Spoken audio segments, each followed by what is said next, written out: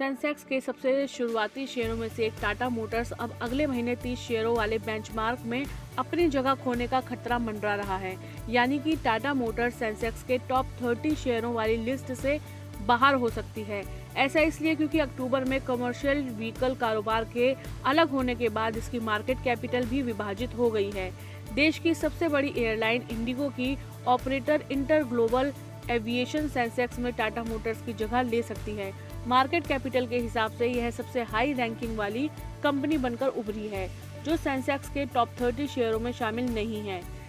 Split होने के बाद टाटा मोटर्स के कमर्शियल व्हीकल बिजनेस की वैल्यूएशन तकरीबन 1 लाख करोड़ रह गई है। इसके उलट इंडिगो की मार्केट कैपिटल 2 लाख करोड़ रुपए से अधिक है। दिसंबर रिव्यू की घोषणा इसी महीने के अंत में होने की उम्मीद है और इंडेक्स में बदलाव 19 दिसंबर को कारोबार बंद होने से प्रभावी होंगे। अगर टाटा मोटर्स सेंसेक्स से बाहर होती है तो ऐसा पहला मामला नहीं होगा। बता दें कि दिसंबर 2019 में अनिश्चित बिजनेस विजिबिलिटी और हाई डेट के चलते शेयर बाजार में खराब प्रदर्शन के बीच भी कंपनी को हटा दिया गया था। इसके बाद दिसंबर 2022 में इंडेक्स में इसे फिर से शामिल किया गया था। सेंसेक्स की शुरुआत 1 जनवरी 1986 को हुई थी और इसकी बेस वैल्यू 100 थी। मूल 30 शेयरों में से केवल 3 रिलायंस इंडस्ट्रीज, हिंदुस्तान यूनिलीवर और आईटीसी ही अब तक इसके सदस्य बने हुए हैं। लॉर्सन एंड ट्रूबो, टाटा स्टील, टाटा मोटर्स और महिंद्रा एंड महिंद्रा जैसे अन्य शुरुआती नाम आज भी इसमें शामिल हैं, मगर इन्हें समय समय पर हटाया और फिर से शामिल किया गया है। इन्फोसिस और भारतीय स्टेट बैंक सबसे लंबे समय से सेंसेक्स में शामिल है। हालांकि दोनों ही सेंसेक्स की शुरुआत के बाद इसमें शामिल हुए थे।